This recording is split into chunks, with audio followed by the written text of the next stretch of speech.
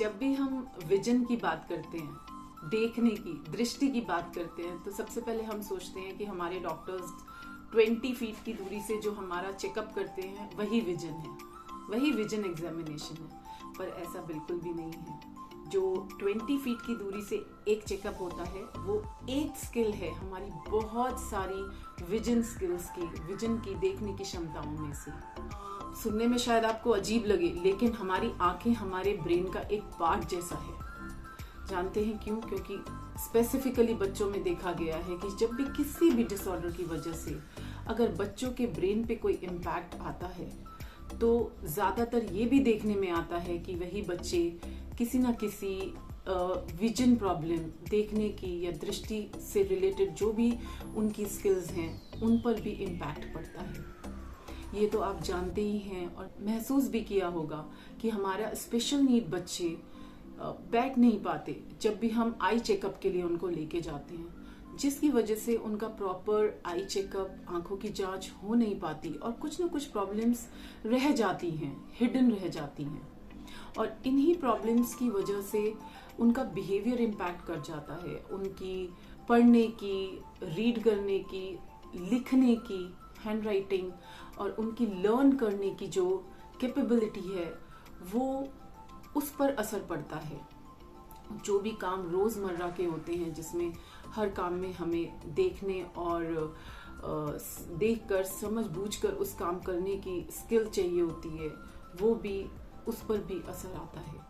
एक बात और बताना चाहूंगी आपको, हर एक बच्चा 4 बच्चों में से हमेशा कोई ना कोई रीडिंग, राइटिंग, लर्निंग या रोजमर्रा की किसी भी 1 या 2 प्रॉब्लम से हमेशा ग्रस्त होता है। जानते हैं क्यों? क्योंकि उनका विजन प्रॉब्लम कभी भी प्रॉपर तरीके से डायग्नोस नहीं हुआ। और इससे भी बड़ी बात क्या है कि स्पेशल नीड किड्स में ये रेशो इससे भी ज्यादा है और इसीलिए स्पेशल नीड किड्स के बहुत सारे बिहेवियर्स, लर्निंग, रीडिंग, राइटिंग यानी कि लिखने की, पढ़ने की, सोचने की कुछ ना कुछ स्किल्स उनकी पर्सनालिटी में दिखाई देती है।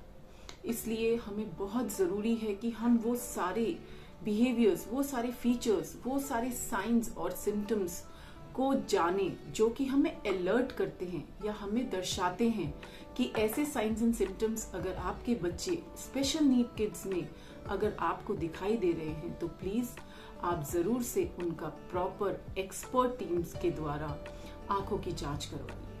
अब क्या सिम्टम्स हो सकते हैं, वो क्या बिहेवियर्स हैं ऐसे जिससे मुझे पता चले कि मुझे आंखों की जांच के लिए जाना है डॉक्टर के पास? जैसे कि बच्चा एक जगह बैठकर कभी भी रीडिंग करने में मन नहीं लगाएगा, इधर उधर भागेगा, उसकी आंखें इन एंड आउट, अंदर बाहर को घूमेंगी जब भी आप उसे कोई फोकस टास्क दोगे। कई बार आते हैं मेरे पास पेरेंट्स यही प्रॉब्लम्स लेके कि रीडिंग नहीं कर पा रहा है, बाकी सब कुछ नॉर्मल सोचता है, सब कुछ नॉर्मल खाता है, सब कुछ नॉर्मल बोलता है, लेकिन रीडिंग राइटिंग में प्रॉब्लम है। कई बार वही बच्चे जब ट्रैवल करते हैं तो एक नौशिया की फीलिंग वो लोग बताते हैं।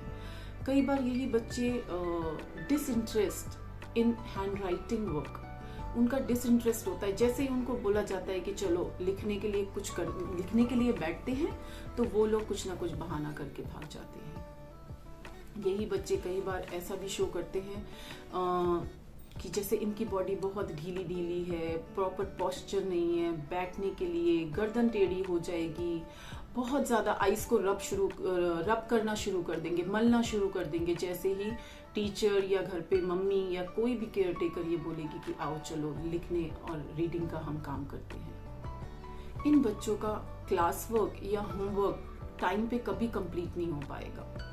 और ऐसे और भी कई सिम्टम्स रिलेटेड हैं लर्निंग से, रीडिंग से, राइटिंग से जो आपका बच्चा शो करेगा।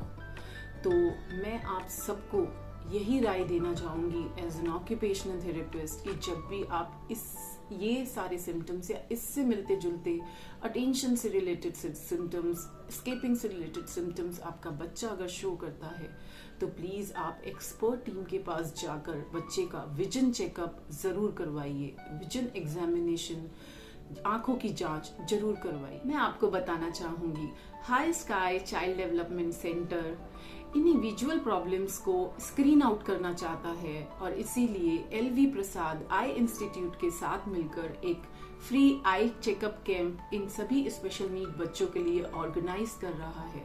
तो अगर आपको भी लगता हो कि हाँ, आपके बच्चे में इस टाइप के कोई भी सिम्टम्स हैं, तो आप इस कैंप में जरूर आएं और गूगल फॉर्म के थ्रू रजिस्टर करवाएं। Thank you so much.